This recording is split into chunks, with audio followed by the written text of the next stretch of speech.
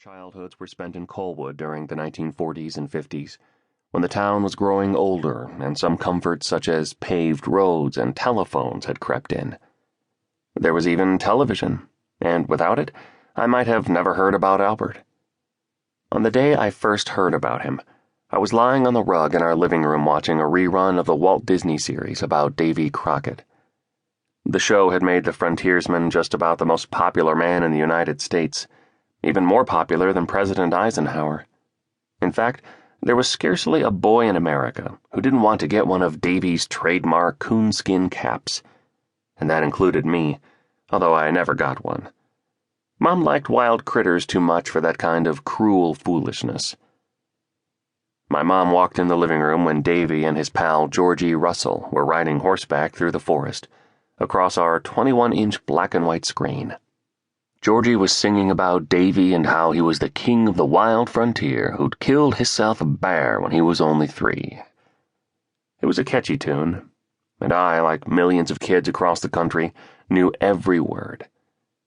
After a moment of silent watching, Mom said, "I know him. He gave me Albert," and then turned and walked back into the kitchen.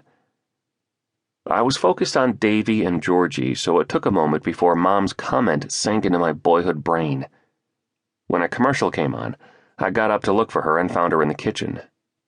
"Mom, did you say you knew somebody in the Davy Crockett show?"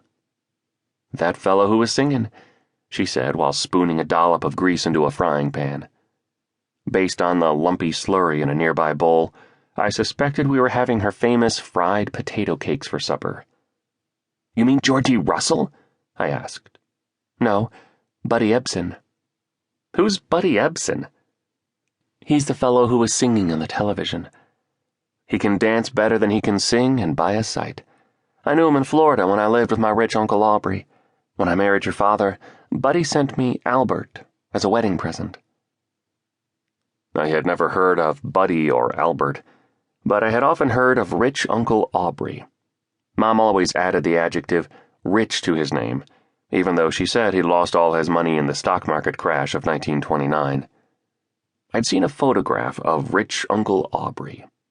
Round-faced, squinting into a bright sun while leaning on a golf club, rich Uncle Aubrey was wearing a newsboy, Great Gatsby golf cap, a fancy sweater over an open-collared shirt, +4 knickers, and brown and white saddle shoes.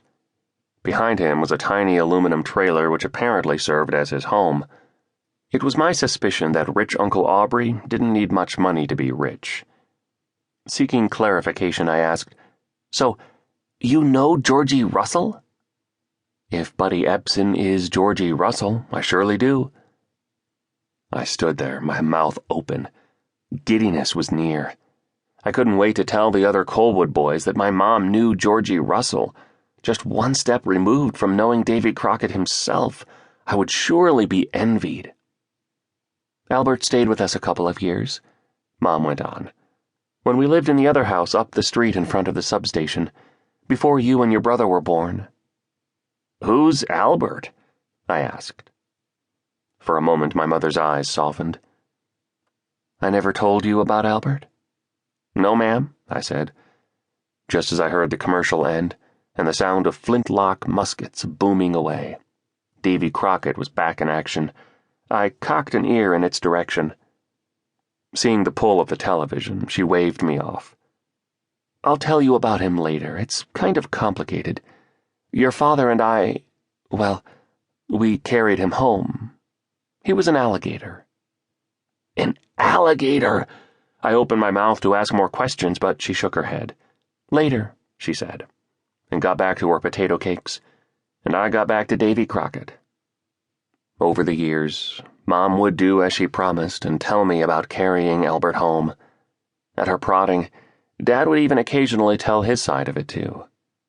As the tales were told, usually out of order and sometimes different from the last time I'd heard them, they evolved into a lively but disconnected and surely mythical story of a young couple who, along with a special alligator, and for no apparent reason a rooster, had the adventure of a lifetime while heading ever south beneath what I imagined was a landscape artist's golden sun and a poet's quick